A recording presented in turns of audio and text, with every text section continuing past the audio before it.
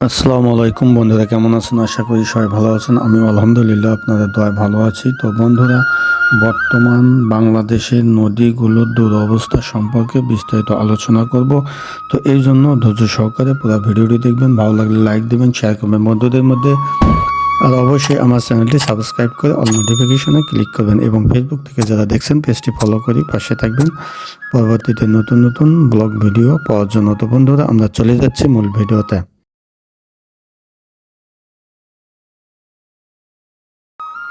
তো বাংলাদেশের নদীগুলো দুর্দশা অবস্থা রয়েছে। দখল এবং দূষণের কারণে দেশের বেশিরভাগ নদ নদীগুলো এখন মৃত্যুপ্রায় অবস্থায় টিকে আছে। রাজধানীর আশেপাশে নদীগুলোর দিকে তাকালেই স্পষ্ট হয় যে সারা দেশের নদ নদীগুলো কতটা দখল এবং দূষণের শিকার। দেশের বিভিন্ন স্থানে নদী খাল দখল করে বিভিন্ন রকম স্থাপনা নির্মাণ করা হয়েছে। নদী এবং খাল বিলের অবৈধ দখলদারি উচ্ছেদ এবং দূষণ বিরোধী অভিযান পরিচালনা করা হলে এসব নদী অভিযান সুফল কেন মিলছে না তা খতিয়ে দেখা দরকার। বস্তুত যারা যেভাবে পারছে নদী এবং খাল ভরাট করে দখল মেতে উঠেছে। বুড়িগঙ্গাকে রক্ষা করতে হাজারীবাগের চামড়া শিল্প সাভারে স্থানান্তর করা হয়েছিল। এখন সাভারে চামড়া শিল্পের কারণে ধলেশ্বরী ভয়াবহ দূষণে ছড়িয়ে পড়েছে। কেবল ধলেশ্বরী নয়, দূষণ ছড়িয়ে পড়েছে আরও কয়েকটি নদীতে। ট্যানারিগুলোর বর্জ্য রয়েছে ক্রোমিনিয়াম সহ নানা বিষাক্ত রাসায়নিক, যা মানবদেহের জন্য মারাত্মক ক্ষতিকর। দূষণের শিকার নদীগুলো পানি গবাদি পশু গোসলের উপযুক্ত নয়। এসব নদী পানি সেচ কাজে ব্যবহার হচ্ছে।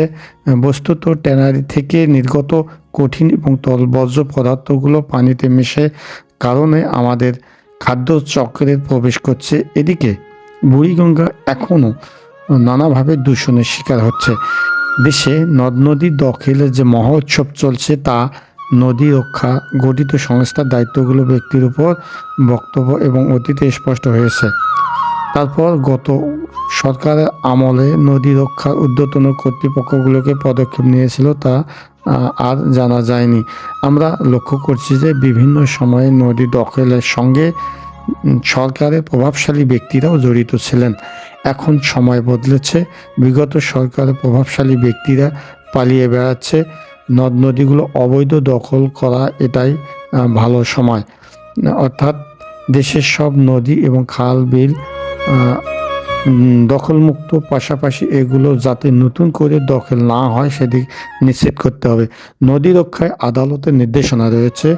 আমরা আশা করব নদীর স্বাভাবিক প্রবাহ বাধাগ্রস্ত করার জন্য জড়িত সবাইকে দ্রুত আইনের আওতায় আনতে হবে। পরিবেশ, বন, জলবায়ু পরিবেশ এবং পানি সম্পদ উপদেষ্টা সৈয়দা রিজওয়ানা হাসান বলেছেন, বাংলাদেশে নদীগুলো রক্ষা এবং দখল হওয়া নদী পুনরুদ্ধার করতে হবে। এ লক্ষ্যে আইনের কঠোর ব্যবস্থা শুরু করা হবে। আমরা উপদেষ্টার কথায় বাস্তব প্রতিফলন দেখতে চাই। নদ নদীগুলো দূষণমুক্ত করতে সরকারের দ্রুত পদক্ষেপ নেবে। দেশবাসী এটাই দেখতে চাচ্ছে। উল্লেখ্য যে নদ নদী খাল বিল বিভিন্ন প্রকার দূষণমুক্ত রাখতে পলিথিন প্লাস্টিকের বিরুদ্ধে অভিযান অব্যাহত থাকবে। প্রভাবশালী ব্যক্তিদের কারণে পরিবেশে নানাভাবে দূষিত হচ্ছে। কাজেই পরিবেশ দূষণমুক্ত রাখতে যা যা করণীয় সরকার সবই করবে, এটা আমাদের প্রত্যাশা। তো বন্ধুরা, আসলে এরকম নদীগুলো শুধু শহরে নয়, গ্রাম অঞ্চলেও নদীগুলো এরকম দখল হচ্ছে।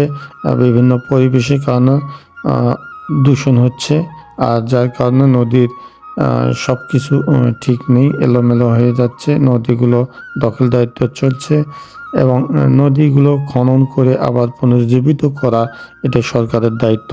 তো বন্ধুরা, এ নিয়ে আপনাদের মতামত কি? নদীগুলো কেমন করলে ভালো হয় বা নদীগুলো দূষণমুক্ত করার কিভাবে করা যায় সে সম্পর্কে মতামত কমেন্ট সেকশনে ব্যক্ত করলে ভালো হয়। তো বন্ধুরা, আজ এ পর্যন্ত। সবাই ভালো থাকবেন, সুন্দর থাকবেন, সুস্থ থাকবেন।